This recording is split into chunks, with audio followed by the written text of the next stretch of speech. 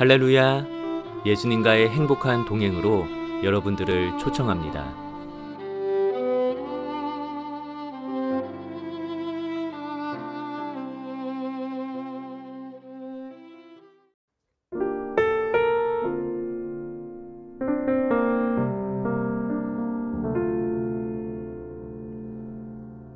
허무한 시절 지날 때, 깊은 한숨 내쉴 때, 그런 풍경 보시며 단식하는 분 있네. 고와 같이 너희를 버려두지 않으리.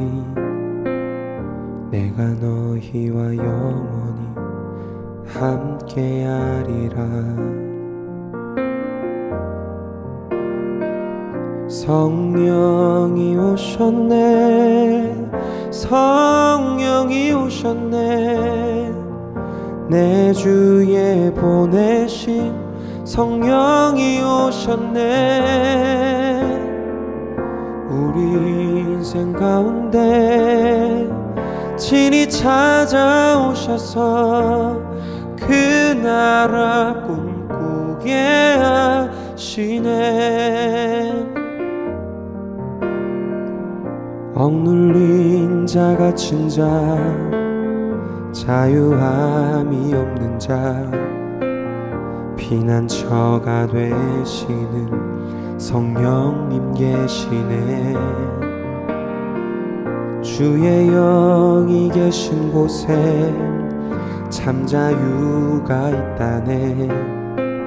진리의 영이신 성령이 오셨네. 성령이 오셨네, 성령이 오셨네.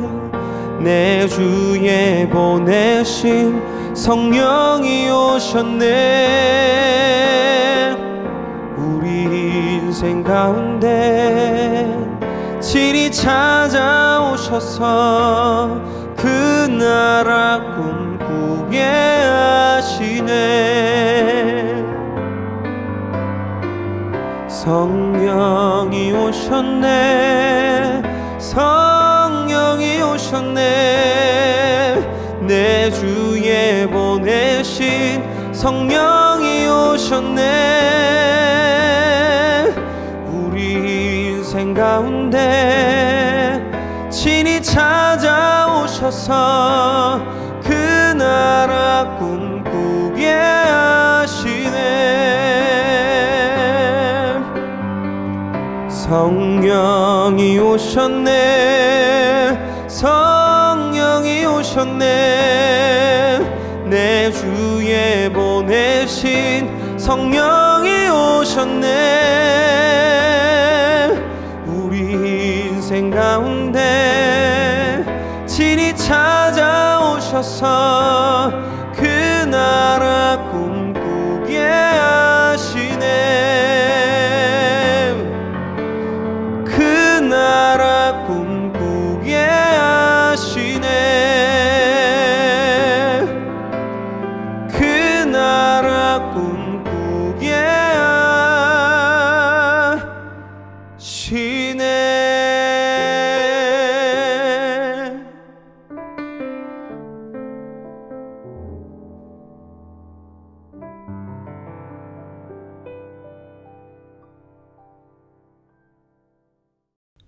오늘은 사순절 14번째 날 말씀 묵상을 함께 나누고자 합니다. 오늘 우리에게 주시는 말씀을 통하여서 하나님의 뜻과 진리를 깨닫고 오늘 하루도 은혜 가운데 살아가시는 우리 성도님들 되시길 간절히 소원합니다.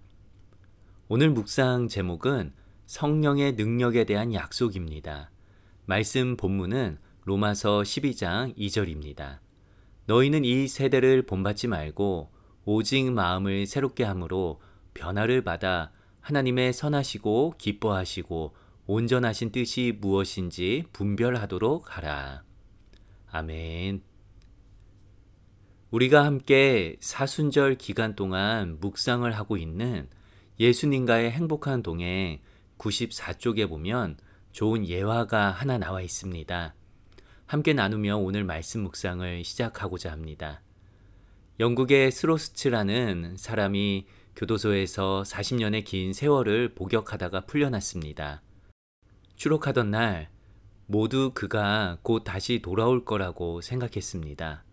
그는 도무지 통제가 안 되는 사람이었기 때문입니다. 추록 첫날 그는 구세군 숙박소에서 밤을 보내게 되었습니다.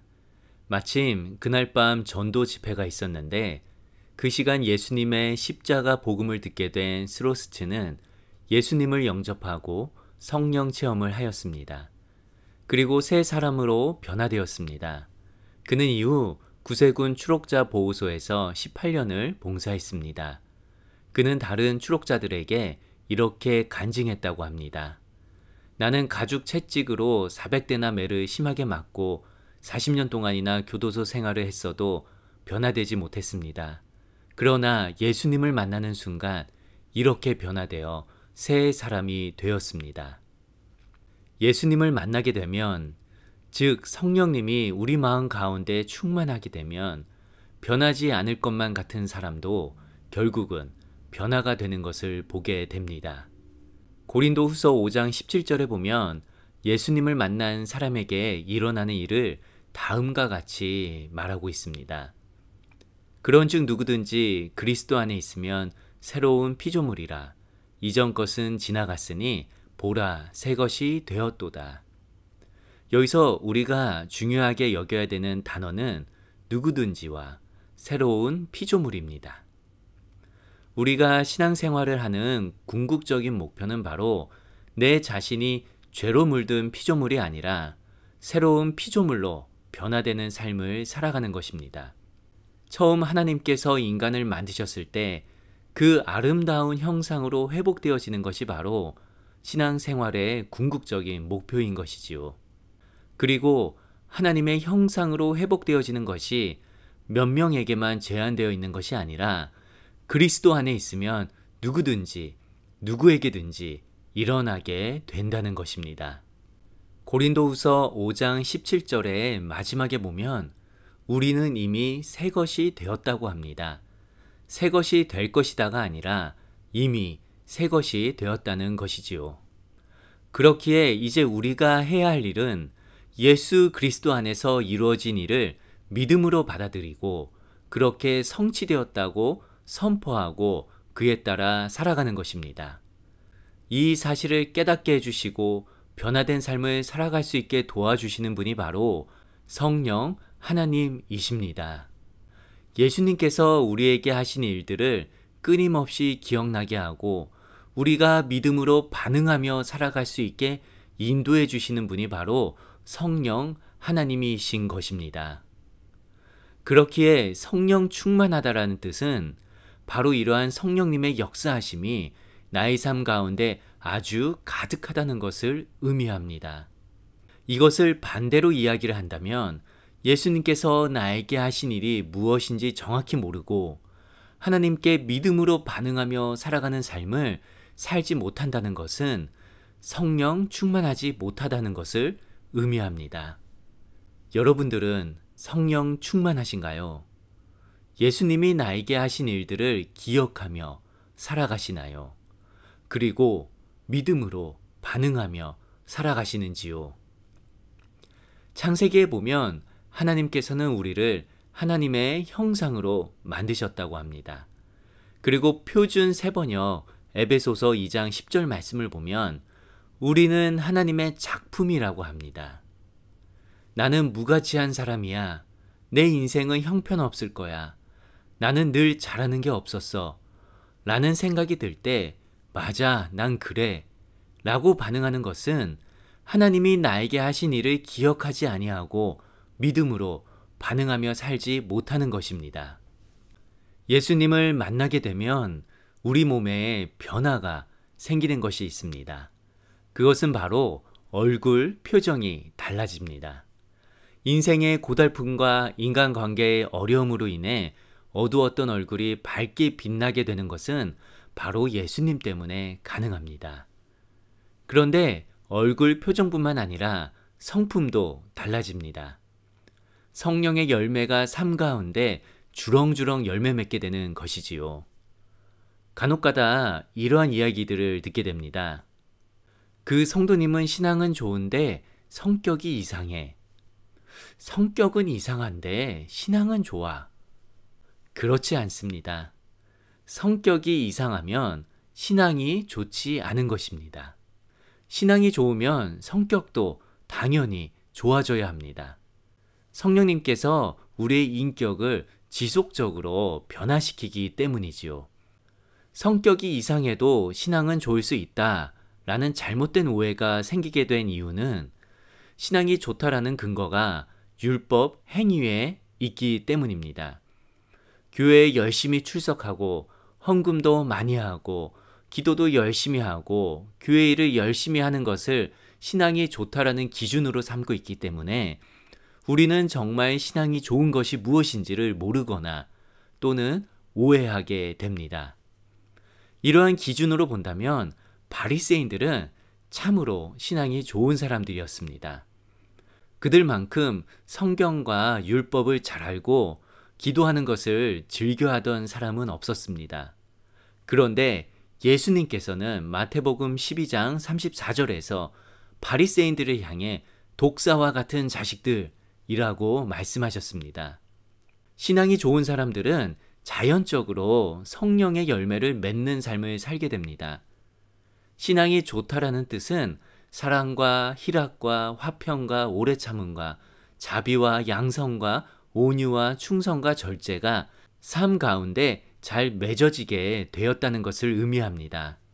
물론 우리가 한 가지 조심해야 되는 것이 있습니다. 성격이 좋다는 것이 꼭 신앙이 좋다는 것을 의미하지는 않습니다. 좋은 성품 또는 좋은 성격은 어느 정도 가지고 태어나는 경우도 있기 때문입니다. 그런데 성령이 충만하게 되면 타고나지 않은 모난 성격이 좋은 인격과 성품으로 변화되게 됩니다. 기적이 일어나는 것이지요. 누군가에게 가시와 같은 말을 내뱉던 나의 입술이 성령이 충만하게 되면 하나님을 찬양하고 사람을 축복하는 아름다운 입술로 변화되게 됩니다.